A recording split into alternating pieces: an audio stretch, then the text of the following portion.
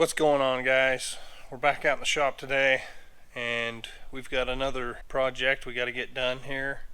This one is a little bit more unique. We've got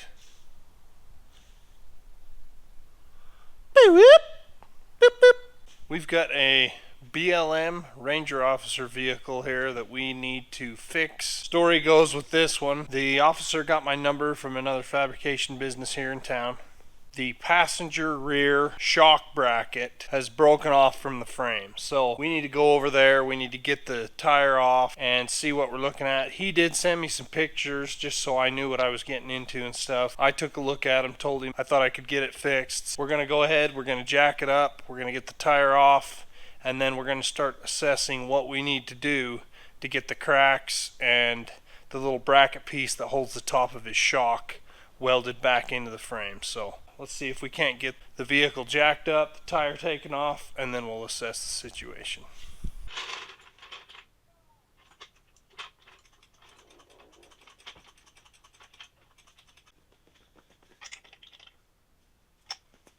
Okay, so first issue we've ran into, the wheels are aftermarket and they don't take just a regular 6-point socket. They've got one of those special keys you got to use to get the lugs off. So I'm going to look in the glove box. Hope that doesn't get me in trouble. If I can't find it, I'll call the customer and see if he can tell me where this key might be. So let's see if we can't find it.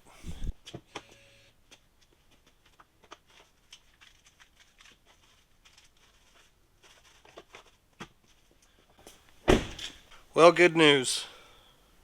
That key was in his glove box, so we'll go ahead and get these lugs taken off.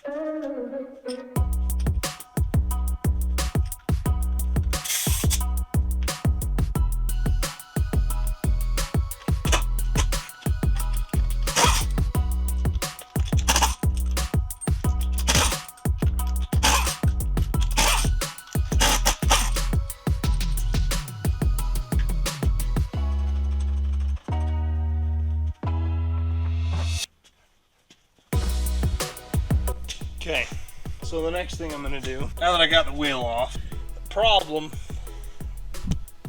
is right there. I need to get this skirt pulled off. So I'm going to go ahead and start pulling all these screws out.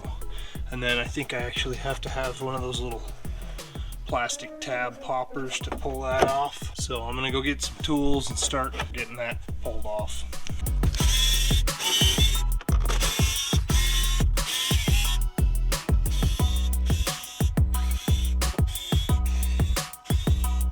Alright, so I've got all the screws out. I've got some of these vehicle plastic clip remover tools. So I'm going to use those to try to pop these two little rivets out.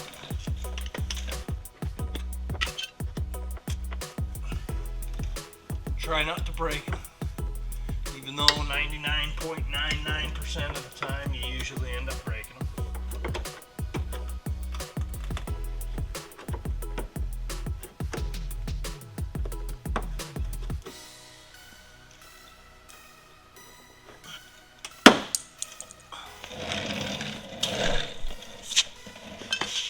So that one shot out of there like a bullet, but it is still in one piece, so I can probably reuse it, so that's good. If you do end up breaking these, you can go to like O'Reilly Auto Parts or AutoZone or wherever, and they do have them, so that's good to know.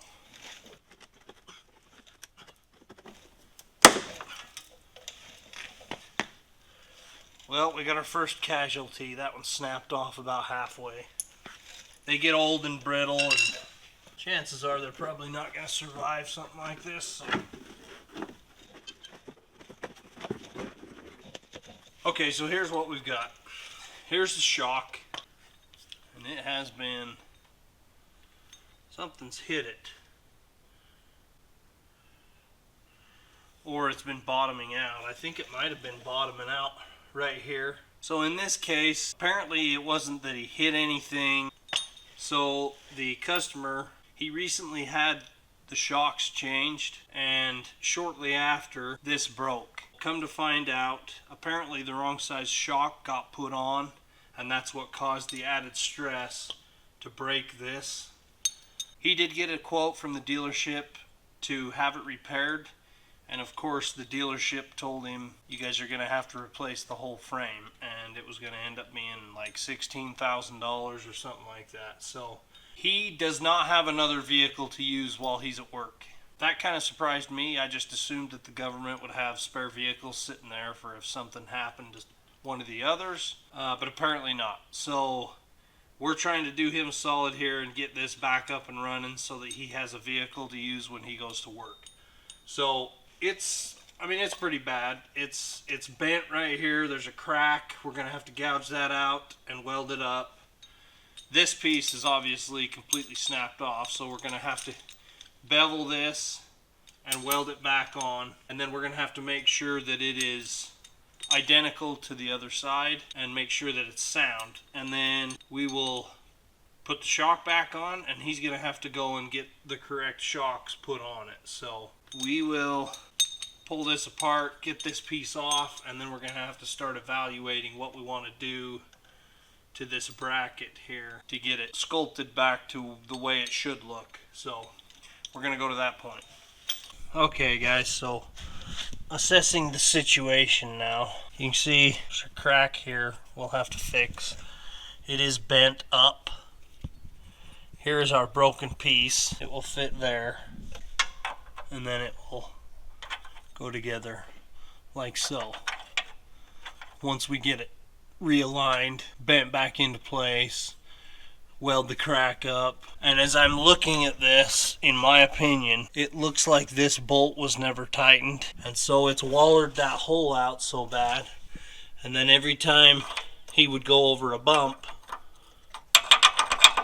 it would do this, and it just beat the crap out of that to the point where it cracked and broke.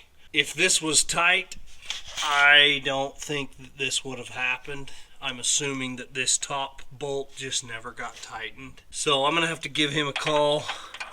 I'm going to go ahead and start working on getting this repaired. I'm going to have to put some sort of a backer on this. You know, you could weld a washer to it or whatever, but we're going to have to fix the hole because it's completely wallered out now. I'm pretty sure the hole was just supposed to be a 5/8 hole right here in the center. And so all this has got to be repaired. So I think I'm going to try to smack that back flat with a hammer, grind this flat, and then I will weld something onto here so that that can be just a regular sized hole, and we don't have to worry about a bunch of slop. Okay, well, I know what I got to do now. I'll give you guys a look at what the undamaged side looks like. Okay, so this is what it's supposed to look like. It's definitely been moving around. All right, now that I kind of have a game plan together, I'm going to go ahead and start working on cleaning it up and getting it shaped back to the way I need it to. And then I've got to start to get a game plan together on how I want to do this, how I want to repair it. We're going to go to that point.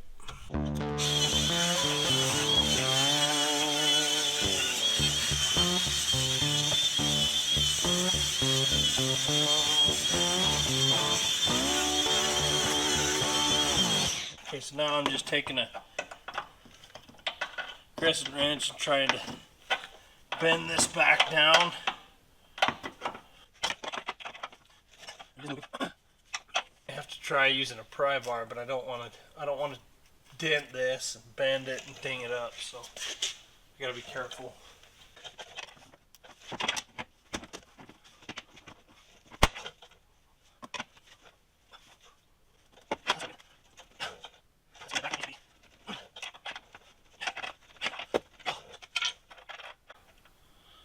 Getting there.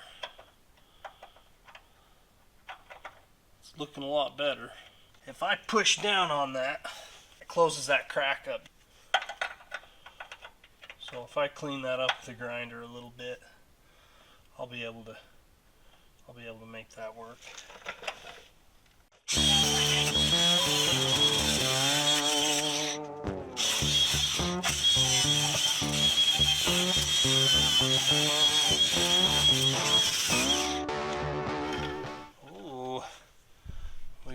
inspector over here checking things out.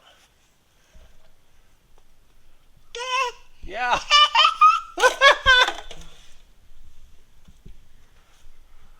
Well, how we doing? We doing okay? So what I've decided to do is take this fender washer and I'm going to tack it over the hole, and then I'm going to take a hole saw and I'm going to cut that piece out, that bad piece out, and then I'll go ahead and build a new washer, basically bushing, whatever you want to call it, piece of plate that's got the hole in it the right size. We'll weld it back in. Once that's welded back in, then I can weld this ear back on and then it'll be done. But this is going to be probably the hardest part of the whole project. It's getting this hole centered, cutting out the piece and welding the new one in and making sure that everything lines up. So once I get it cut out, I've got to put this ear on and probably just tack it on, and then I'm going to run the bolt in and mark where the hole needs to go, and then I'm going to have to make sure that when I make the new washer that I'm going to weld in, I've got to make sure that hole is exactly where it needs to be so that the bolt is not cockeyed in there. So that's where we're at. That's the plan. So we're going to go with that and we're going to see what we can't get done.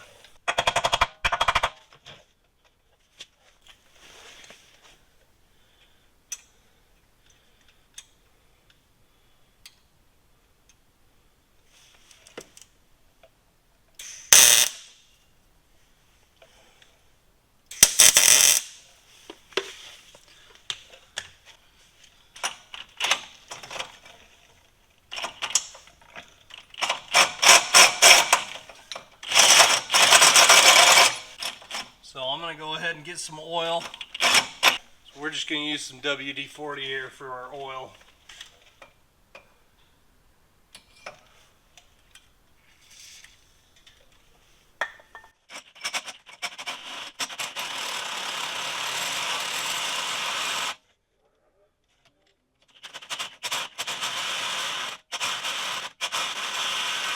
It's done pretty well.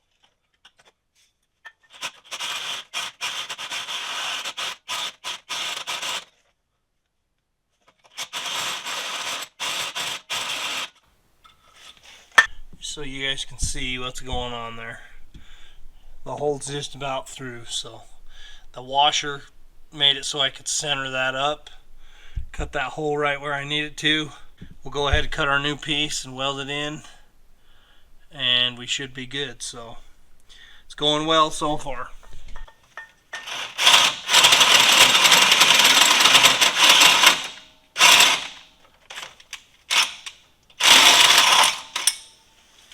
Okay, so you can see there, that's our damaged piece.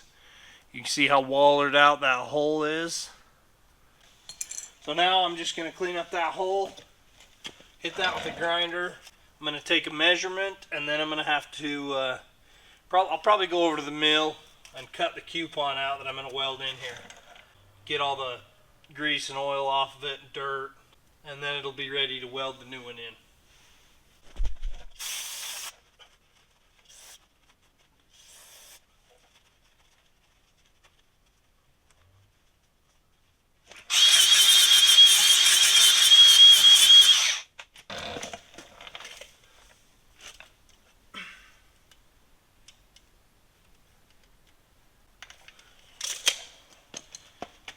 Okay, so it looks like,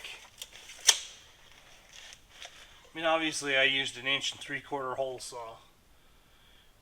If I was between 1 5/8 and 1 3/4, that would be about perfect. We want to make sure that this is 100% penetration, so I got to do some digging, see what kind of measurements it'll give me if I cut this out with a hole saw, and which one will give me the right size that we need. So let's go to that point. Okay, so here's what I've done. I've taken my hole saw, put it in the chuck here in the mill. I've got my piece of 3/16 plate in the vise. I took the center drill out of the hole saw because I don't want that hole in there yet, because I don't know where exactly I need the hole in relation to where we're going to weld it in. And I think I'm going to drill that by hand just to make sure it's perfect. So we're going to go ahead and punch this coupon out, and then I'm going to go check, make sure it fits. So that's where we're at.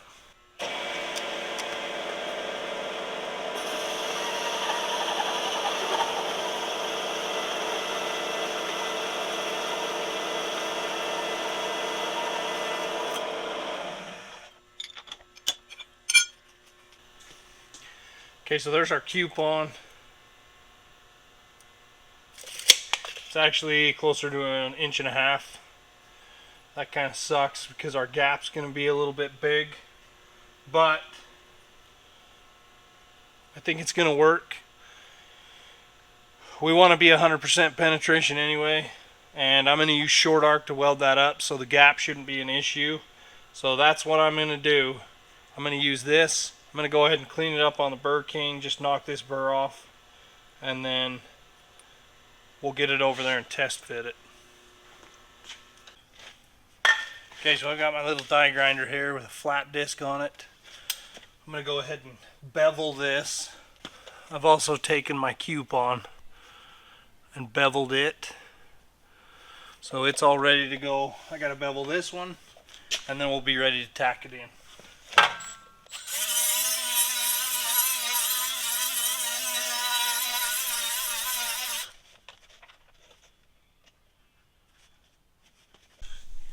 Okay, so you can see what we got there. Hopefully you can see it's got a nice bevel on it. A little bit of a gap, which is a good thing. So we'll go ahead and get this tacked in and weld it out. And once I get that done, well, maybe once I get that tacked up, I'll go ahead and address this crack, gouge it out with a grinder, and go ahead and weld it up.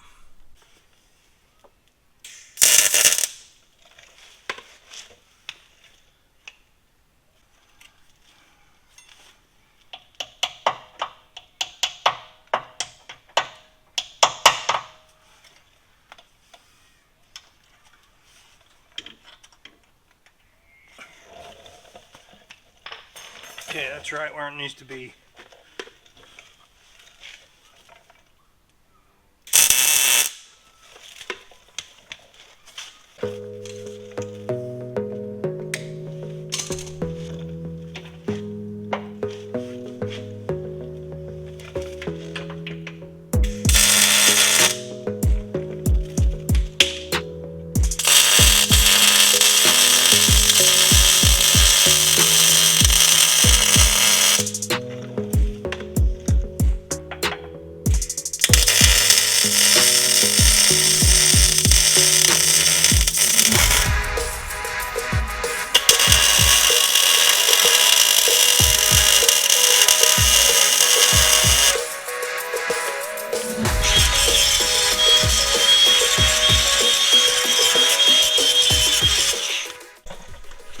Quick update. We got it welded out. We got the crack repaired. I am going to hit that with a grinder because it's going to have to be knocked flat so that there is enough room for the head of the shock to fit up in there.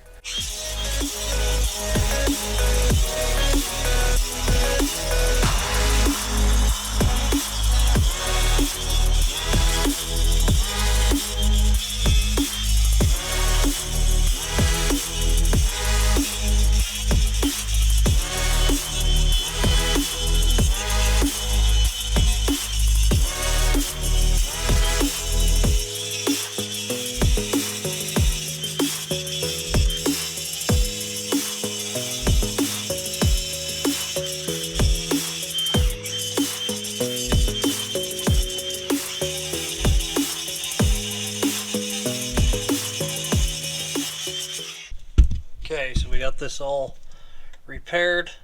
I did run one up in the corner there, and I think I'm going to leave it just for strength.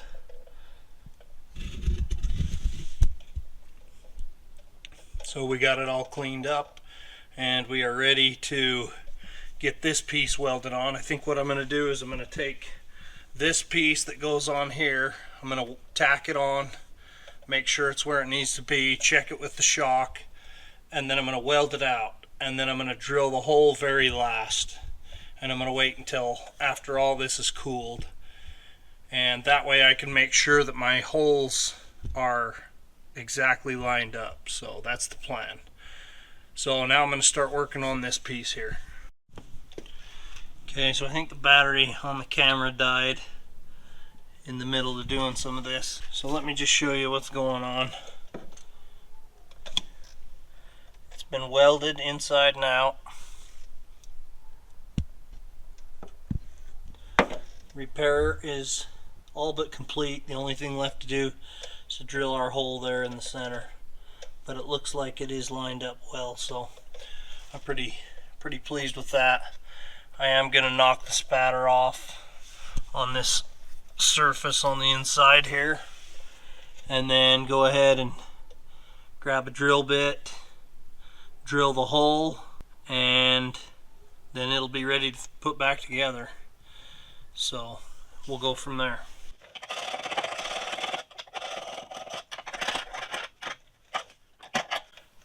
Okay, so I got what I could get with the wire wheel, and then I hit it with my little scraper here. So when I feel like that's cooled down, still a little warm, when it's cooled down, I'll go ahead and drill that hole. Alright, so I went ahead and measured this with my calipers. The bolt is actually 9/16. The hole is 5/8, but in this case I am going to drill at 9/16. I just feel like the more slop that's in this, the more likely it is to waller out the hole like it did on the last one. So I'm going to drill it out 9/16 so it's nice and tight. Then the problem should be eliminated. It's time for today's super cool tool.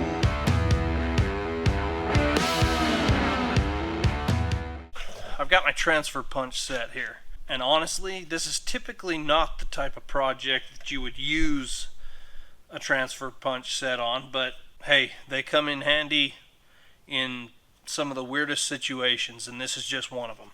So what it is you can see there's all different sizes. This set here goes from 1/2 inch all the way up to 1 inch. Okay, so what you do is, if you've got something like this that you need to find the dead center of that hole and transfer a mark, you'll just take and go through this set, that one's a little too big, and find one that is just the right size to go into the hole. Okay, now this is still going to be a little tricky to get it lined up square, but I think we can do it. I'm going to get a little square and hold it on the face of this and just line this up the best I can, and I'm going to try to put a level on this as well. I know that sounds janky, but I've got to try. I've got to try to get it as close to perfect as possible. So I'm going to use my transfer punch here, put a level on it, and then try to square it off that face, and then I will just transfer my mark from the outside bracket to the inside bracket, and then your holes should be perfectly in line, in theory. So that's what we're shooting for. So I'm going to go grab some more tools, a level and a square, get this lined up, and then what you do is you take your hammer and you whack it. It's got a little point on the end of it, and then when you smack it, it transfers that center mark in there, and then when you drill your hole, you drop the center of your drill bit right into that hole, and it should transfer your hole perfectly in line. So that's what we're shooting for. Okay, so we'll level it that way.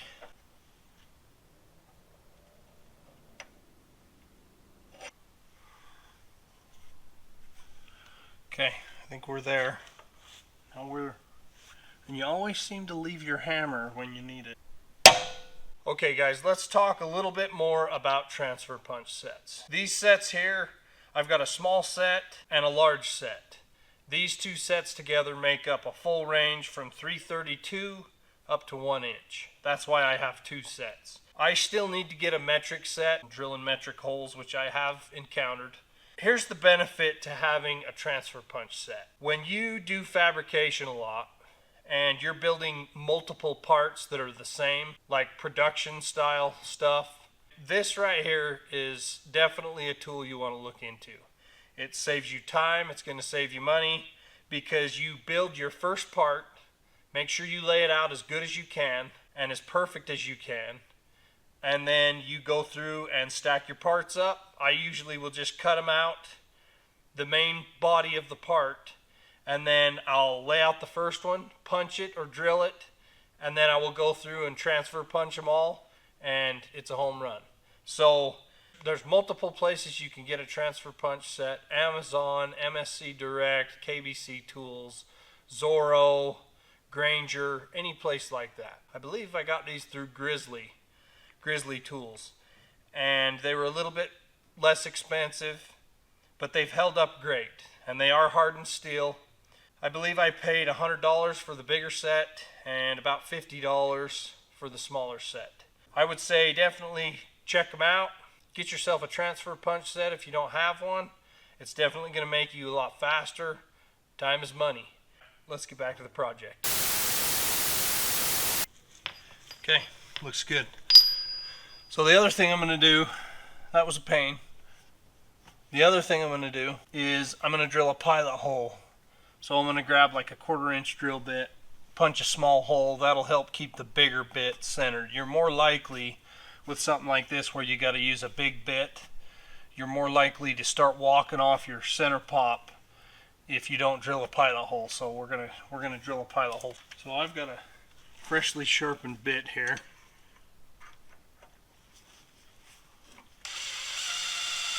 Just gonna try to start slow.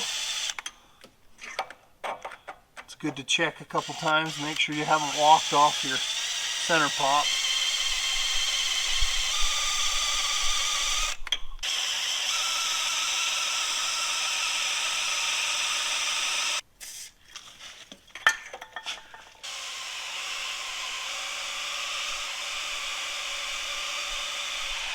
Looks good. Looks like it's lined up right. Now we'll move up to our 9/16 bit.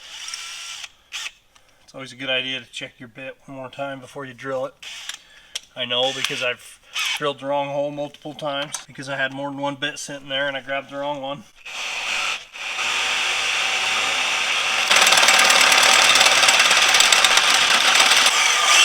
Now all that's left to do is check it.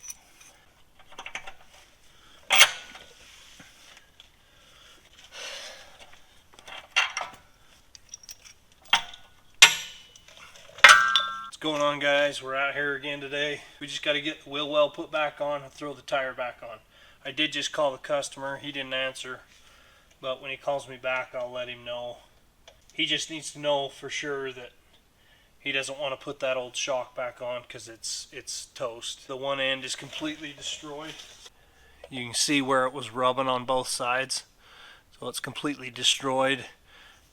And you can see the bushing on the inside. There's a metal sleeve that's supposed to go in here. It's pretty much gone, and the rubber bushing's all wore out. So I'm pretty dang sure they just didn't tighten this bolt when they replaced it, and so it was loose, and so as it just bounced up and down, it just wore everything out.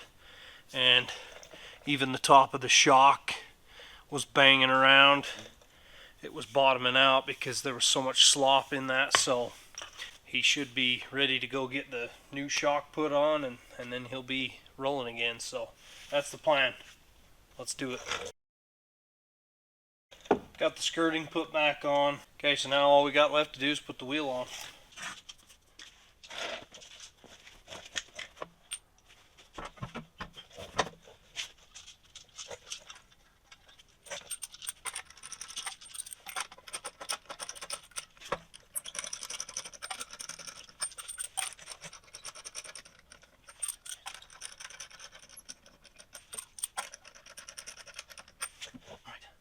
Press on.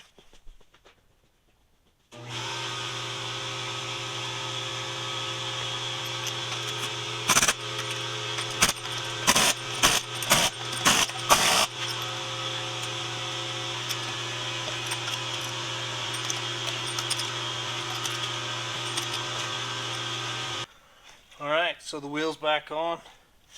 We're gonna go ahead and get all the tools cleaned up and set it back down. He should be coming here shortly to pick it up, so.